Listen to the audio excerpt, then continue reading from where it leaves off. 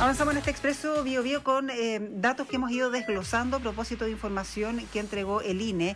¿Te acuerdas, Álvaro Auditores? Bueno, que estábamos hablando de la tasa de recambio generacional, que está muy, muy baja en nuestro país, dentro de las más bajas del mundo también, y esto tiene distintas repercusiones. Hay incluso estudios internacionales que indican que, por ejemplo, en qué periodo los chilenos podríamos ser minoría en nuestro propio país.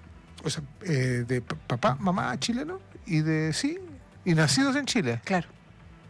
En 50 años. En 50 años. Los chilenos son minorías en Chile. Minorías, sí. Hay algunos países, estuvimos revisando, que pasa ese fenómeno, por ejemplo, Emiratos Árabes o países del tipo. Pero bueno, llama mucho la atención y queremos desglosar este tema también. Y lo vamos a hacer con el director de investigación y director académico del programa de conocimiento e investigación en personas mayores de la Universidad del Desarrollo, el CIPEM, y los héroes. Gracias por comunicarse con el Expreso Bio Bio. Mauricio Apablaza, ¿qué tal? ¿Cómo estás, Mauricio? Hola, profesor. Buenas tardes. Hola, buenos días, ¿cómo están? Muchas gracias por la invitación a ambos. Sí, muchas gracias, profesor. Bueno, se juntan varios temas, ¿no? Lo que entregaban los datos que conocíamos la semana pasada, vamos a conocer los datos del censo también mañana, pero llama mucho la atención esto, porque uno dice, claro, lo programas para siglos quizás más, o cuando le dicen en el dato que en Chile van a habitar menos chilenos que de otras nacionalidades, es bien impactante. Esto pasa en otros países, y ¿qué es lo que va a pasar? ¿Cuál es la proyección a Chile?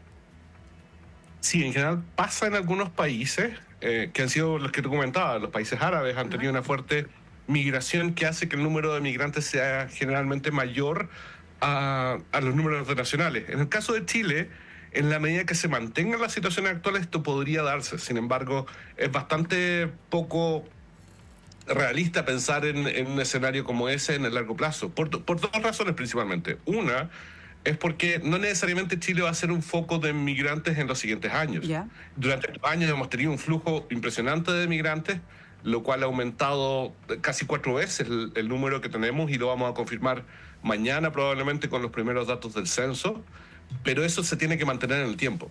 Y para eso, en la medida, y ojalá lo sea así, en la medida que Chile sea un país que pueda crecer, que pueda generar posibilidades de empleo, posibilidades de educación, eso va a seguir pasando. Pero en la medida que esto no ocurra, no necesariamente va a ser el caso. Y segundo, en general, nosotros tenemos nuestra legislación permite que aquellos que sean nacidos en Chile, en territorio chileno, pasan a ser chilenos. Entonces, si bien puede haber una generación bastante grande de segunda generación de migrantes, no necesariamente es de primera generación. Claro, por el derecho del suelo, ¿no es cierto? Los nacidos en territorio nacional.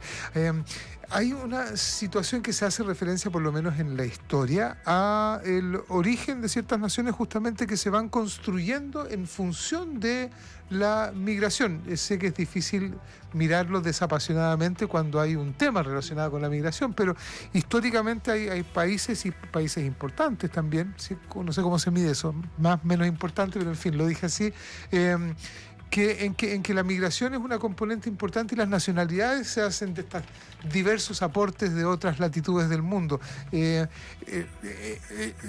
regularse, porque no va a ser una tendencia que va a permanecer como lo ha sido en los últimos años en Chile. ¿Chile podría pasar a estar dentro de esa categoría de países? Yo creo que está siendo dentro de esa categoría de países en los cuales los migrantes pueden tener un rol muy importante en el desarrollo de la sociedad y del país. En la medida que esto sea un proceso paulatino, ordenado y regular, podríamos llegar a tener este tipo de beneficios. Ya lo hemos visto en el caso chileno. No hay que ir muy lejos cuando uno ve los procesos migratorios en el sur de Chile y en algunos otros lugares. Estos migrantes se hicieron parte de la sociedad y contribuyeron a esto. Sí, porque estábamos acostumbrados siempre crecimos, ahí estamos, generacionalmente Chile como isla, y Chile una isla, con la cordillera por un lado, el mar por el otro, un desierto por el otro, y el último rincón del mundo por el sur, pero no necesariamente es así, no necesariamente va a haber una migración desordenada, esperamos, en lo sucesivo, ¿no? Y lo que pasaba es que por mucho tiempo estas barreras geográficas que tú mencionas eran una limitante bastante fuerte para todos los procesos migratorios, pero hoy día esas barreras son cada vez menos relevantes, los costos de transporte son menores, hacer un viaje de un lugar a otro. Pero el principal punto tiene que ver con cómo podemos atraer a esa población migrante. lo han hecho muchos países para atraer los grupos que están necesitados o las demandas que hay carentes en ese país. Por ejemplo, en Alemania hay un interés relevante de traer población migrante, específicamente el sector de cuidados.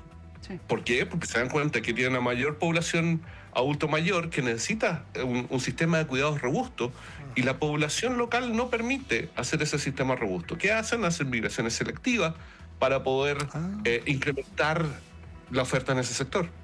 Claro, que es parte de las cosas que van cambiando con, por ejemplo, el envejecimiento de la población. Profesor, preguntarle además por los datos que se han dado y que tiene que ver con el envejecimiento, que en nuestro país hay al menos, entiendo que 4 regiones donde hay más defunciones que nacimientos, y esto también con los datos que nos entregaba el INE, que hay un porcentaje importante que ha aumentado muchísimo por razones obvias, ¿no?, de personas que nacen en nuestro país pero que son hijos de migrantes, que ya se está dando. Cerca un 20%, entiendo, 18, 20. Sí, hay dos temas ahí. Hay un par de regiones en las cuales el número de hijos de migrantes, ellos, por lo que mencionábamos con Álvaro, ya pasan a ser chilenos. Sí. De hijos de migrantes es mayor al número de hijos de chilenos. Pero al mismo tiempo está ocurriendo otro fenómeno, que es el envejecimiento de la población, que está asociado, pero tiene que ver con la mayor esperanza de vida, con las mayores posibilidades de tener una vida de calidad en el mediano y largo plazo, y eso nos está cambiando la sociedad no solo en el corto plazo, sino que en el largo plazo. Y cuando nosotros tratamos de mirar este proceso a través del centro que tenemos con la Caja de los Héroes y la Universidad del Desarrollo, tratamos de mirar esa mirada no solo en lo que está ocurriendo en el día, no solo en la información que va a ser entregada mañana, sino que qué es lo que está pasando en el mediano plazo y en el largo plazo. Cómo podemos pensar nuestra sociedad y las necesidades de políticas públicas para que no nos estalle en la cara y que sea un proceso paulatino, entendible y que permita a la sociedad ser mejor. Quizás da para más un análisis sociológico, ¿no? Justamente hoy día, a propósito, la vuelta que me voy a dar, pero a propósito del partido de Chile de ayer y de que no nos ha ido nada bien, entonces preguntamos, viendo vaso medio lleno, ¿para qué somos buenos los chilenos? Me pregunto si en estas décadas futuras, si es que van a haber más personas o menos chilenos nacidos o que viven acá en nuestro país. ¿Qué pasa con la identidad también? Se va mezclando, que es por supuesto lo que ha pasado en muchos países del mundo, que también han tenido este fenómeno, ¿no? El tema de identidad, de cómo se define el ser chileno. ¿Ya no vamos a ser los chilenos que somos ahora en términos culturales? Las investigaciones que se han hecho muestran dos lados. Por un lado, nosotros esta migración sur-sur, es decir, dentro de Sudamérica, es bastante reciente. Casi todas las investigaciones se han realizado el fenómeno del sur al norte, la llegada de migrantes latinos a Estados Unidos, a Europa. En estos casos hay dos posibilidades. A veces los migrantes llevan sus propias instituciones informales a estos otros países. Por ejemplo, lo que pasa en algunos casos en España, en el cual sistemas de empleo informal son cada vez más comunes, especialmente en grupos informales. En otros casos, los migrantes se adaptan a las normas locales. Por ejemplo, en el caso de los otros procesos, para poder aplicarlo en Chile.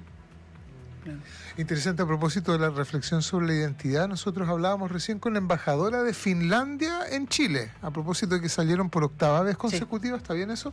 El país más feliz del mundo. Y mencionaba en primer lugar la educación, y me acuerdo a propósito de la identidad, lo importante que fue la educación pública en la generación de la identidad acerca de los chilenos.